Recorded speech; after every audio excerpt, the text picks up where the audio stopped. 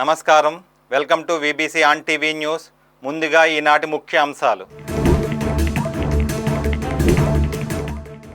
Aviation రంగంలో భారత్ రాణిస్తోందన్న కేంద్ర మంత్రి, ఆధునిక విమానాల కోసం పైలట్లకు ప్రత్యేక శిక్షణ ఇస్తున్నామని వెల్లడి.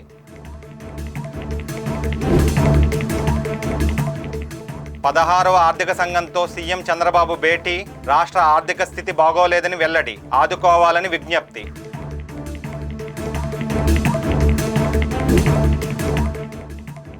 తిరుపతి పంచాయతీ ఆఫీసులో ప్రోటోకాల్ ఉల్లంఘన, కనబడని డిప్యూటీ సీఎం ఫోటో, ప్రశ్నిస్తే సమయం లేదంటూ ఈవో దాటవేత. నోయిడాలోని జేవార్ అంతర్జాతీయ విమానాశ్రయం నుంచి ఈ ఏడాది ఏప్రిల్లో సాధారణ విమాన సర్వీసులు ప్రారంభమవుతాయని పౌర విమానయాన శాఖ మంత్రి కె రామ్మోహన్ నాయుడు ఈరోజు తెలిపారు. ఈరోజు రాజ్యసభలో పలు అనుబంధ ప్రశ్నలకు ఆయన సమాధానం ఇస్తూ ఆ విమానాశ్రయం నుండి గత ఏడాది డిసెంబర్లో ప్రయోగాత్మకంగా ఫ్లైట్ నడిచిందని చెప్పారు. So like the honorable member has mentioned the statistics, India is one of the leading aviation markets in the whole world, and we have the numbers which back it up, sir. And once you see the increase in the aviation, one primary statistics which also needs to grow is the commercial pilots and the aircraft maintenance and the training and skilled workforce which needs to be backed up by it. We already have 800 planes operating in the Indian aircraft space from the Indian operators, and we see 1720 planes under order also. And we have so many planes coming into the Indian airspace, then you definitely need more pilots also to be trained. And currently we have approximately 1600 being trained every year, sir. We have up to more than 54 FTOs operating in the country.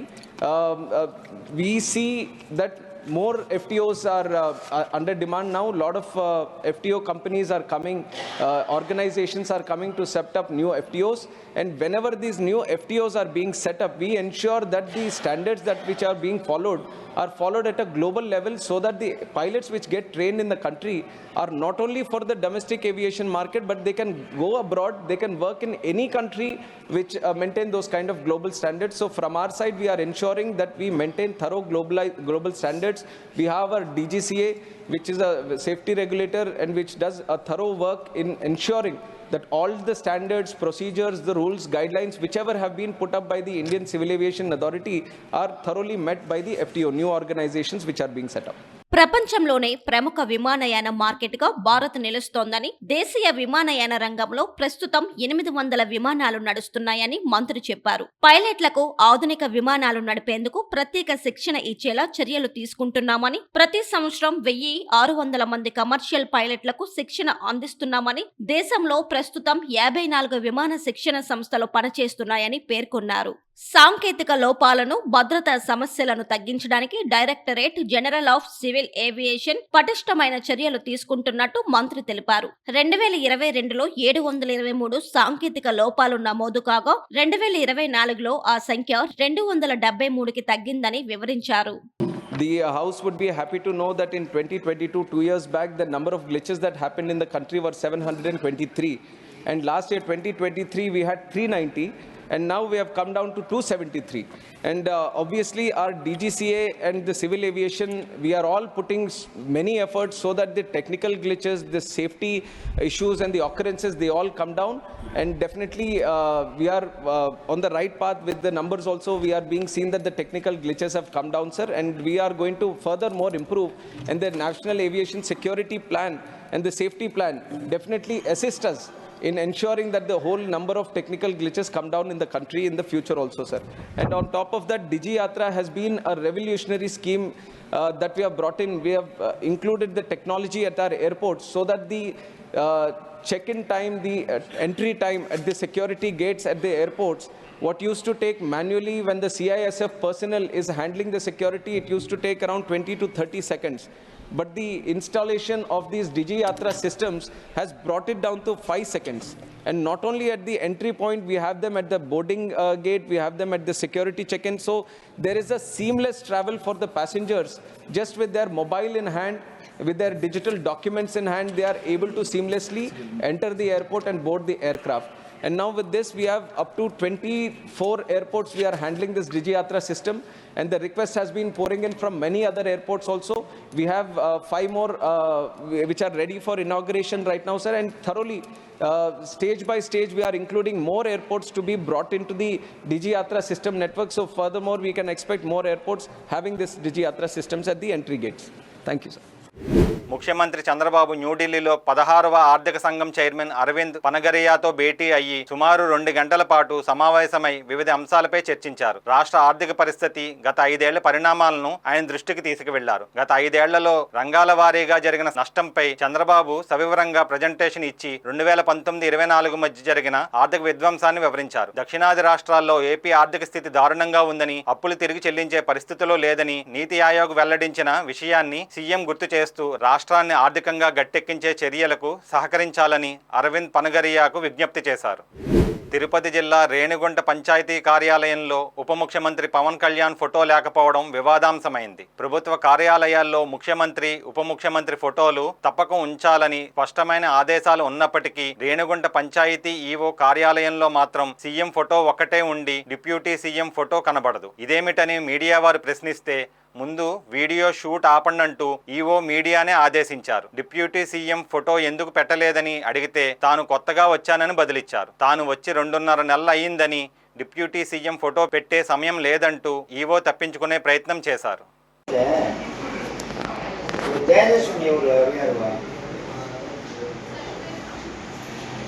Deputy CM గారి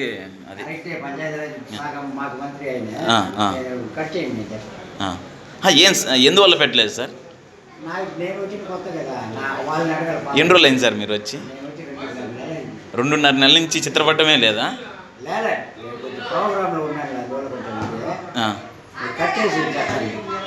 అంటే కదా sir, ఇక్కడ చిత్రపటమే లేదు. ప్రముఖ బాలీవుడ్ నటుడు Sood charity foundation వ్యవస్థాపకుడు సోనూ సూద్ ఏపీలో ప్రజారోగ్య సంరక్షణ కోసం 4 అంబులెన్సులను రాష్ట్ర ప్రభుత్వానికి అందించారు. ఈ మేరకు ఆయన ముఖ్యమంత్రి చంద్రబాబును సచివాలయంలో మర్యాదపూర్వకంగా కలిశారు. అత్యవసర సమయాల్లో రోగులను ఆసుపత్రికి తరలించేందుకు, సుదూర ప్రాంతాల్లో క్లిష్టమైన వైద్య సేవలు అందించేందుకు వీలుగా అంబులెన్సులు ఇచ్చిన సోనూ సూద్ను సీఎం ఈ సందర్భంగా అభినందించారు.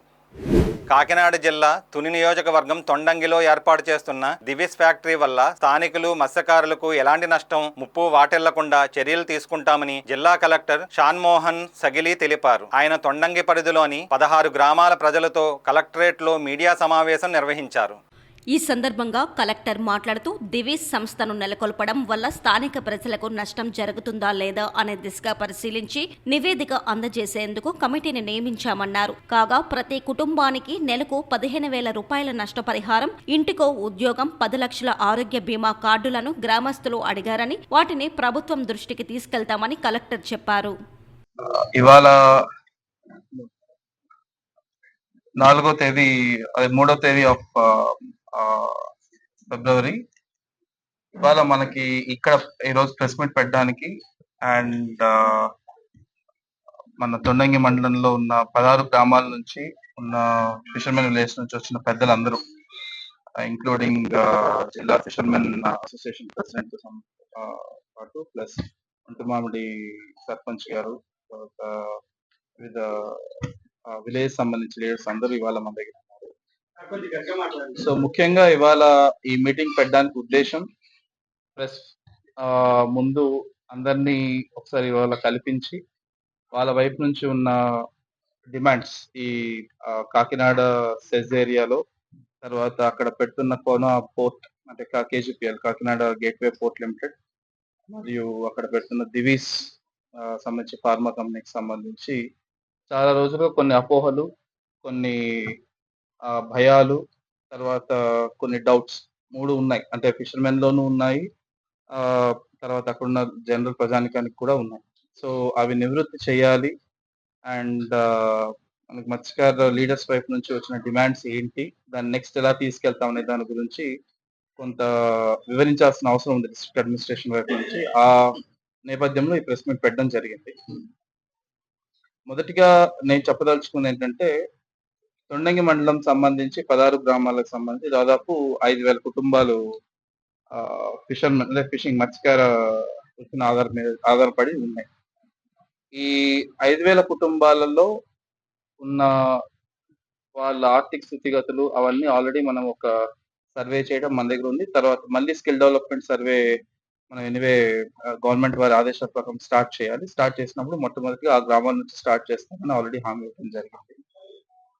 ఈ డిస్కషన్ చేస్తున్న సందర్భంలో ఒక ఇంపార్టెంట్ డౌట్, అంటే ఒక ఇంపార్టెంట్ క్లారిఫికేషన్ మన వైపు నుంచి ఇవ్వాల్సింది కూడా ఏంటంటే, ఇప్పుడు జరుగుతున్న వర్క్ ఇవాళ మీ అందరికీ తెలిసిందే, దివీస్ వారి వైపు నుంచి ఒక పైప్ లైన్ వేయడం జరుగుతుంది సముద్రంలో.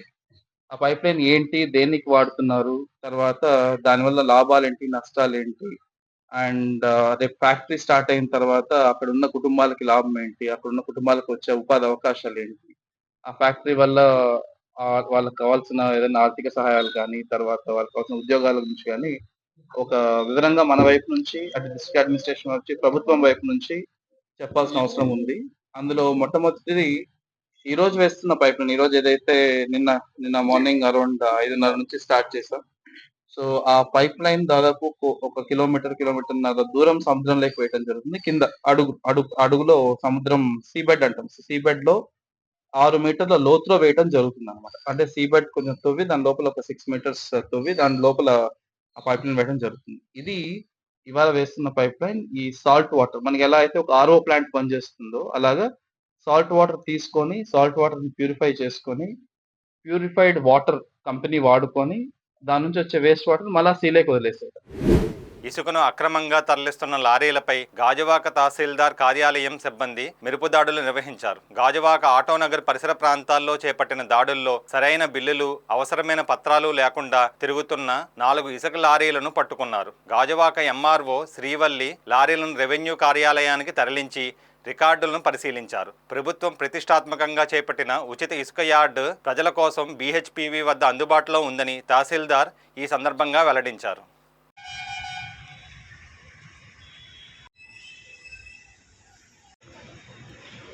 రాష్ట్ర ప్రభుత్వం ప్రతిష్టాత్మకంగా ఉచితంగా ఇసుకను ప్రజలకు అందించాలన్న ఉద్దేశంతో మన గాజువాక ఆటో నగర్లో ఒక ఇసుక డిపోన్ అనేది ప్రారంభించడం జరిగింది.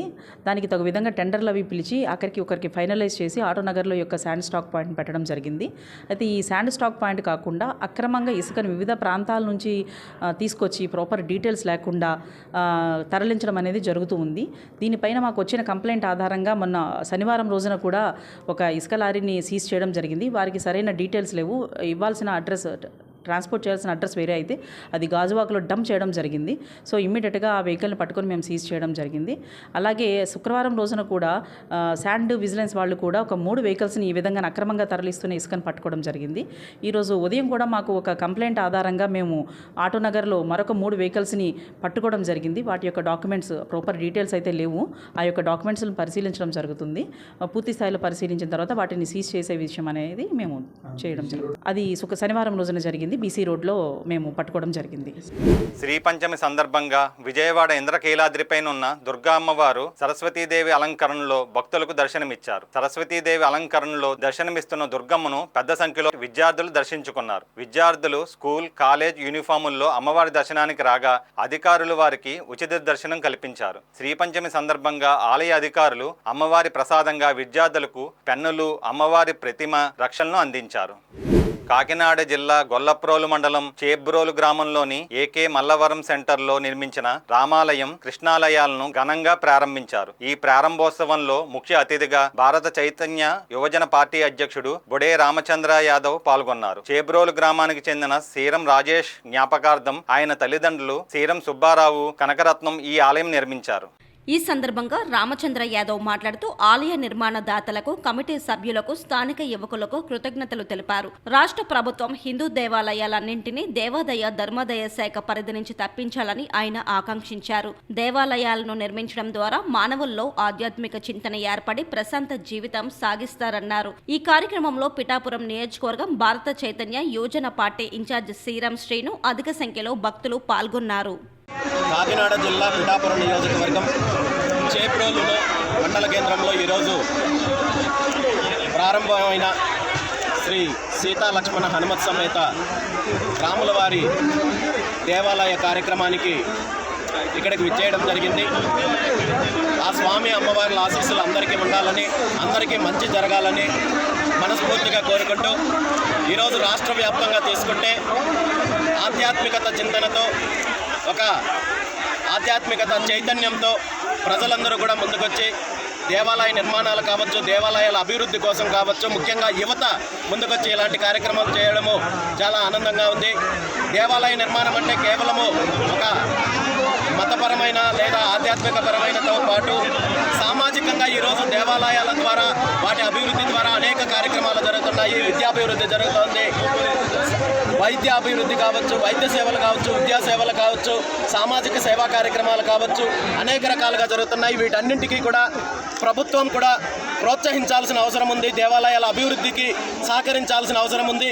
ముఖ్యంగా ఈరోజు రాష్ట్రంలో దేవాలయాలన్నింటినీ కూడా ప్రభుత్వ ఆధీనం నుండి విముక్తి కలిగించి స్వయం ప్రతిపత్తి కల్పించి తద్వారా దేవాలయాలు స్వతంత్రంగా అభివృద్ధి చేసే అవకాశము ప్రజలకు ఇవ్వాలని కోరుకుంటూ ఈ విషయంలో బీసీవై పార్టీ ఇప్పటికే స్పష్టంగా తెలియజేయడం జరిగింది. ఖచ్చితంగా ఈరోజు రాష్ట్రంలో ఉన్న దేవాలయాలకు సంబంధించి దేవాదాయ శాఖను రద్దు చేసి దేవాలయాలకు విముక్తి కలిగించి ఆయా ప్రాంతాల అభివృద్ధికి కావచ్చు, దేవాలయాల అభివృద్ధికి కావచ్చు సహకరించాల్సిన అవసరము ప్రభుత్వానికి ఉందని తెలియజేస్తూ ఈరోజు ఇక్కడ జరుగుతున్న దేవాలయ అభివృద్ధి కార్యక్రమానికి సంబంధించి నా వంతు సహకారం ఎప్పుడూ ఉంటుందని చెప్పి తెలియజేస్తూ ఈ కార్యక్రమానికి నన్ను ఆహ్వానించిన పెద్దలందరికీ కూడా ధన్యవాదాలు తెలియజేస్తున్నాను. ఉభయ గోదావరి జిల్లాల పట్టభద్రుల శాసన మండలి స్వతంత్ర అభ్యర్థిగా జీవి సుందర్ పోటీ చేయనున్నారు. ఈ విషయాన్ని సుందర్ తండ్రి అమలాపురం మాజీ ఎంపీ జీవి హర్షకుమార్ కాకినాడలో జరిగిన మీడియా సమావేశంలో వెల్లడించారు. ఈ సందర్భంగా హర్షకుమార్ మాట్లాడుతూ అన్యాయాన్ని ప్రశ్నించడం తన నైజమని అన్నారు. తన రెండో కుమారుడు సుందర్ను పట్టభద్రుల స్థానానికి పోటీలో నిలిపానని చెప్పారు. అభ్యర్థి జీవి సుందర్ మాట్లాడుతూ తాను సొంతంగా పట్టభద్రులకు ఉపయోగపడే మేనిఫెస్టోను తయారు చేసుకున్నానని, విద్య, ఉపాధి హామీలపై దృష్టి సారిస్తానని చెప్పారు. ఈ సమావేశంలో ఐఎన్టీయూసీ జిల్లా అధ్యక్షుడు తాలూరు రాజు, నాయకులు బొజ్జ ఐశ్వర్య, నేతలు హరిబాబు, కాశీ లక్ష్మణ్ స్వామి తదితరులు పాల్గొన్నారు. గ్రాడ్యుయేట్స్ ఎమ్మెల్సీ ఈ ఉభయ గోదావరి జిల్లా గ్రాడ్యుయేట్స్ ఎమ్మెల్సీ నామినేషన్స్కి ప్రభుత్వం డేట్ ఇచ్చింది. ఈరోజు ఈ నెల అంటే ఫిబ్రవరి 27ని పోలింగ్ డేటు. దానికి మిమ్మల్ని అందరినీ అభ్యర్థించడానికి వచ్చాను. మీ తరపున మీ ద్వారా గ్రాడ్యుయేట్స్ అందరినీ అభ్యర్థించడానికి వచ్చాను. ఎందువల్లంటే మా అబ్బాయి జీవి సుందర్ ఈ గ్రాడ్యుయేట్స్ ఎమ్మెల్సీ కింద కంటెస్ట్ చేస్తా ఉన్నాడు. అంటే వంశపారంపర్యంగా తీసుకెళ్దామని ఉద్దేశం కాదు. అప్పుడు ప్రస్తుతం ఉన్న పరిస్థితుల్లో ఏ రకంగా ఉందంటే ప్రభుత్వాలు చాలా ప్రజల్ని మోసం చేసే పరిస్థితుల్లో ప్రభుత్వాలు ఉన్నాయి. ఒక ప్రభుత్వం వస్తుంది, ఒక స్కీమ్ పెడుతుంది, ఒక ప్రభుత్వం వస్తుంది, ఒక స్కీమ్ తీసేస్తుంది. ఇప్పుడున్న ప్రభుత్వం అయితే అలవుగాని హామీలన్నీ ఇచ్చేసింది, అమలు చేయలేని హామీలన్నీ ఇచ్చేసింది. పాత గవర్నమెంట్ తీసేసిన హామీలన్నీ కూడా మేము చేస్తామని చెప్పింది. 8 నెలలే అయింది. ఈ 8 నెలల్లో కూడా ఈ రోజుకి కూడా ఒక్క హామీ కూడా అమలు చేయలేదు. ఒక పెన్షన్స్ తప్పితే ఇంకేమీ కూడా అమలు చేయలేదు. దీన్ని ప్రశ్నించే గొంతుకులు ఏమైనా ఉన్నాయంటే రాష్ట్రంలో ఏ ప్రశ్నించే గొంతుగా కనబడట్లేదు. నేను నిరాకంఠంగా నిర్విరామంగా ప్రభుత్వాన్ని ప్రశ్నిస్తానే ఉన్నాను. వాళ్ళ యొక్క ఫైట్ నా ఫైట్ గా తీసుకుని ప్రభుత్వ ఉద్యోగస్తుల సమస్యలు వాళ్ళ సంఘాల తరఫున కౌన్సిల్లో వినిపిస్తానని చెప్తున్నాను. చివరిగా ఇది చాలా దగ్గరగా ఉన్న పాయింట్, విద్యార్థి స్కాలర్షిప్స్. విద్యార్థి స్కాలర్షిప్ సంబంధించి 2019లో చంద్రబాబు నాయుడు గారి ప్రభుత్వం దిగిపోతూ పసుపు కుంకుమకి ఆ డబ్బులన్నీ ఇచ్చి ఆయన దిగిపోయాడు. సంవత్సరన్నర పిల్లల స్కాలర్షిప్ డబ్బులు. జగన్మోహన్ రెడ్డి గారు దిగిపోతూ 3 క్వార్టర్ స్కాలర్షిప్ డబ్బులు ఇవ్వకుండా ఆయన ప్రభుత్వంలో దిగిపోయారు. ఇప్పుడు కూటమి ప్రభుత్వం 8 నెలలు అయింది, ఇప్పటి వరకు కూడా ₹1 స్కాలర్షిప్ ఇవ్వకుండా ఆయన కూడా ప్రభుత్వం నడుపుతా ఉన్నాడు. సో విద్యార్థి అంటే 3.5 సంవత్సరాలు ప్రైవేట్ అన్ఎయిడెడ్ కాలేజెస్ కి వాళ్ళు స్కాలర్షిప్స్ ఇవ్వకపోతే ప్రైవేట్ కాలేజీలో చదువుతున్న విద్యార్థుల పరిస్థితి ఏంటంటే మీరు ఫీజు డబ్బులు కడితే గానీ మీరు సర్టిఫికెట్ పట్టుకెళ్ళడానికి వీల్లేదని కాలేజ్ యాజమాన్యాలు చెప్తున్నాయి. దానివల్ల 50% పైబడిన గ్రాడ్యుయేట్స్ సర్టిఫికెట్లు తీసుకోకుండా ఆ గ్రాడ్యుయేట్ సంబంధించిన ఉద్యోగాలు చేసుకోకుండా చిన్న చితక ఉద్యోగాలు చేసుకుంటూ చాలా బాధల్లో ఉన్నారు. సో వాళ్ళ స్కాలర్షిప్స్ టైమ్లీ పేమెంట్ చేయాలని చెప్తున్నాను. ఎప్పుడైతే వాళ్ళ ఫీజులు రావట్లేదో ఆ పిల్లలు ఆ అన్ఎయిడెడ్ కాలేజ్ లో ఉన్న టీచర్స్ పరిస్థితి ఎలా ఉందంటే 3 నెలల నుంచి 6 నెలల వాళ్ళ జీతాలు బకాయిలు ఉన్నాయి. ప్రైవేట్ టీచర్స్ పరిస్థితి చాలా అంటే చాలా దారుణంగా ఉంది. సో డెఫినెట్ గా స్కాలర్షిప్స్ టైమ్లీ పేమెంట్ చేయాలని చెప్పి నేను కౌన్సిల్ లోపల బయట కూడా ప్రతి కౌన్సిల్ సమావేశంలో వాళ్ళ వాయిస్ నా వాయిస్ గా చేసుకుని వినిపిస్తానని, ఇది నా మేనిఫెస్టో అని మీ అందరికీ ఈ సభాముఖంగా చెప్తున్నాను. నేనేం చెప్తున్నానంటే హర్ష్ కుమార్ గారు అబ్బాయిగా నాకు ఒక మంచి అడ్వాంటేజ్ ఉంటుంది, ఒక మంచి అవకాశం ఇస్తారు, నా మేనిఫెస్టో వింటారు. దాని తర్వాత నా మేనిఫెస్టో మాట్లాడాలి, నా మేనిఫెస్టోని మీ ద్వారా ప్రజల దగ్గర తీసుకెళ్ళమంటున్నాను. ప్రతి ఒక్కరిని ఒకసారి హోంవర్క్ చేసి చూసిన మేనిఫెస్టో చూసి నాకు ఒక అవకాశం ఇవ్వమని మీ అందరి ద్వారా గ్రాడ్యుయేట్ ఓటర్స్ ని కోరుతున్నాను. ఉత్తరాంధ్ర జిల్లాల్లో రోజురోజుకి పెరుగుతున్న క్యాన్సర్ రోగులకు ఆధునిక చికిత్స అందించేందుకు విజయనగరంలో 100 పడకల క్యాన్సర్ ఆసుపత్రిని రాష్ట్ర ప్రభుత్వం వెంటనే మంజూరు చేయాలని జిల్లా పౌరవేదిక అధ్యక్షుడు బీశెట్టి బాబ్జీ డిమాండ్ చేశారు. పౌరవేదిక ఆధ్వర్యంలో మహాత్మాగాంధీ విగ్రహానికి పూలమాలలు వేసి ఆయన నివాళులర్పించారు. అనంతరం మౌనదీక్ష చేపట్టారు. మంత్రి నారా లోకేష్ యువగళం పాదయాత్రలో విజయనగరం జిల్లాకి 100 పడకల ప్రభుత్వ క్యాన్సర్ ఆసుపత్రి మంజూరు చేస్తామని హామీ ఇచ్చారని, ఆ హామీని అమలు చేయాలని బాబ్జీ డిమాండ్ చేశారు.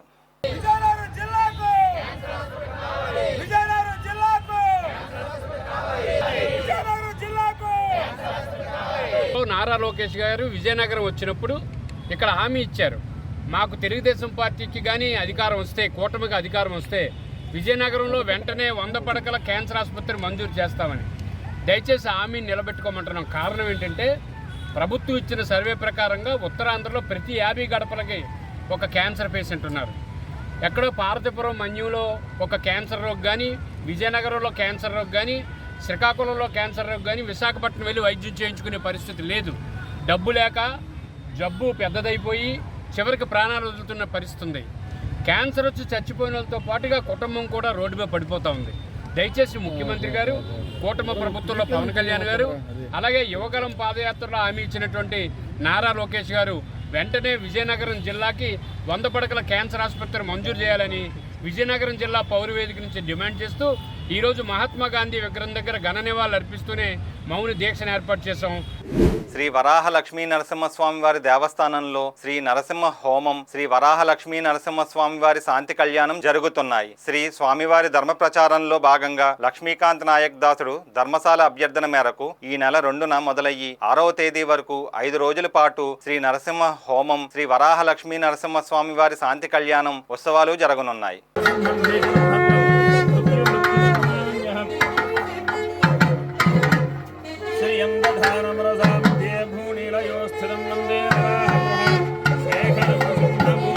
మానసికమైనటువంటి, శారీరకమైనటువంటి రుగ్మతలన్నింటినీ దూరం చేసి ఆయన దగ్గరికి చేర్చుకొని ఆయన కైంకర్యంలో నిరంతరం మనం ప్రవర్తించేటట్టు ఒక మంచి మార్గాన్ని మనకు ఏర్పరుస్తాడు. అందుచేత ఆ స్వామిని సేవిద్దాం. సేవించి స్వామి అనుగ్రహం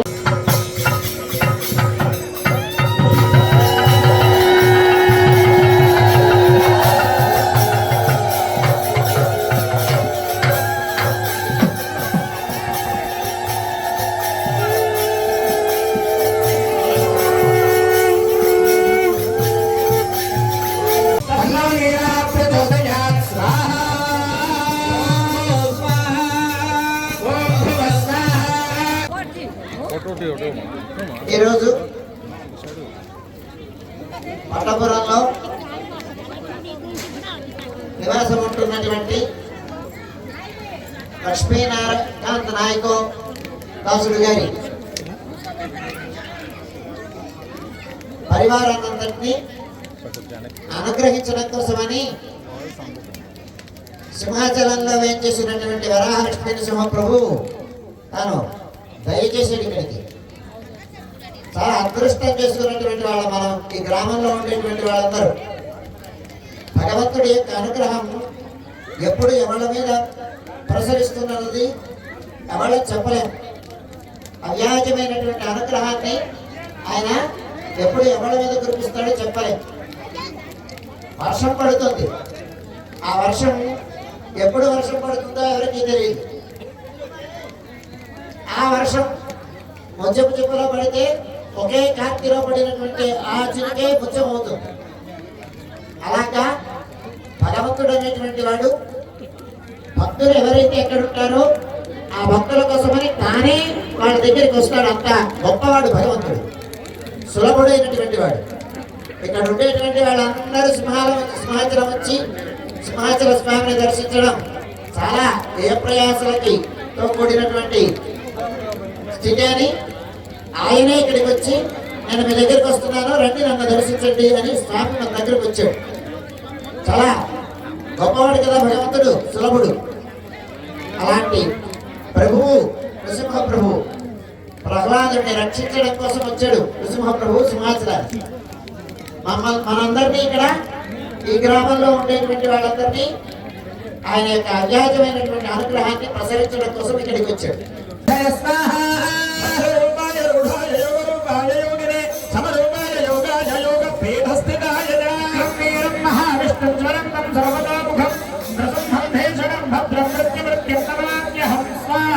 మార్గం ప్రదర్శయ స్వాహా నీరాయ నిష్కళాయ జగదాత్మనే నివేశాయ నిబద్ధాయ నివేశ కమలాయ నిరవయ నిరాశాయ నిష్టయ.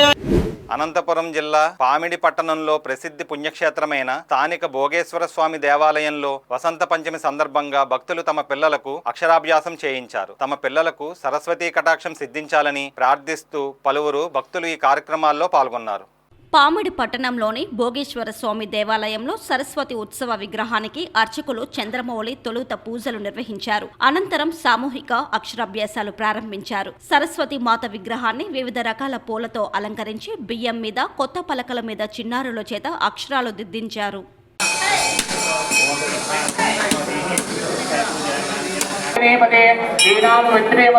గురు బ్రహ్మ గురు విష్ణు గురు దేవో మహేశ్వర గురు సాక్షాత్ పరబ్రహ్మ తస్మై శ్రీ గురవే నమః.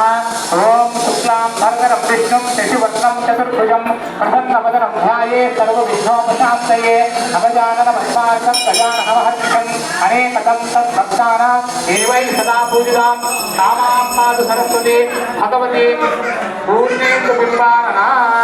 ఓం సరస్వతి నమస్తుభ్యం వరదే కామరూపిణే విద్యారంభం ధరిష్యామి సిద్ధిర్భవతు మే సదా పద్మపత్ర విశాలాక్షి.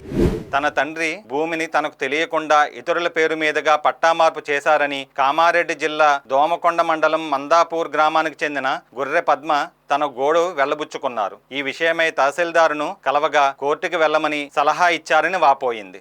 తన తండ్రి పేరు మీద ఉన్న భూమిని తనకు తెలియకుండా అక్క లక్ష్మి పేరు మీదకు పట్టా మార్పిడి చేసుకుందని ఆమె వాపోయింది. తన తల్లి, తండ్రి మరణించాక ఆ భూమి తమ ఇద్దరు అక్క చెల్లెళ్లకు సమానంగా చెందాలని కుల సంఘం వారు చెప్పారన్నారు. అయితే తన అక్క తనకు తెలియకుండా పట్టాను మార్పించిందని ఆరోపించారు. ఈ విషయం తహసీల్దార్ దృష్టికి తీసుకువెళ్లగా సహాయం చేయకపోగా కోర్టుకి వెళ్లమని చెప్పడం ఏమిటని ఆమె ప్రశ్నించారు. నాకు రాసిచ్చిన కాడికి నాకు వాటి ఇవ్వకుండా మా అక్కనే మొత్తం ల్యాండ్ తీసేసుకుంది. నాకు షేరు సగంలో కావాలి సార్. నాకు తెలియకుండానే, నా ఆధార్ కార్డు లేకుండానే, నాకు ఫోన్ లేకుండానే వాళ్ళు దొంగతనాన రిజిస్ట్రేషన్ మొత్తం చేసేసుకోరు సార్. ప్రజావాణిలో గుర్తా వెళ్ళిన సార్, అక్కడ గుర్తా ఒక అప్లికేషన్ పెట్టొచ్చిన. ఫ్యామిలీ నెంబర్ సర్టిఫికేట్ లేకుండా, ఏది లేకుండా, నన్ను అటుకొంచకుండా, నాకు ఫోన్ చేయకుండా వాళ్ళకు మొత్తం మీ ఎంఆర్ఓ ఎట్లా రిజిస్ట్రేషన్ చేసిండ్రో నాకు అర్థమైతలేదు సార్. మళ్ళీ నేను ఇక్కడికి ఎంఆర్ఓ ఆఫీస్కి వస్తే కుడతా లేదమ్మా ఇచ్చేసిరు, ఆమె పోయిన ల్యాండ్ వెళ్ళిపోయిందని చెప్తురు. అది ఎంత పూర్తి న్యాయమో నాకు అర్థమైతలేదు సార్. నాకు అమ్మ నాన్నల వాట నాకు శిరసగం కావాలి. నాకు మీ దయతలిసి నాకు శిరసగం చేయాలని నేను ఒక కోరిక. ఈ వార్తలు ఇక్కడితో సమాప్తం. మరిన్ని విశేషాలతో మళ్ళీ కలుద్దాం.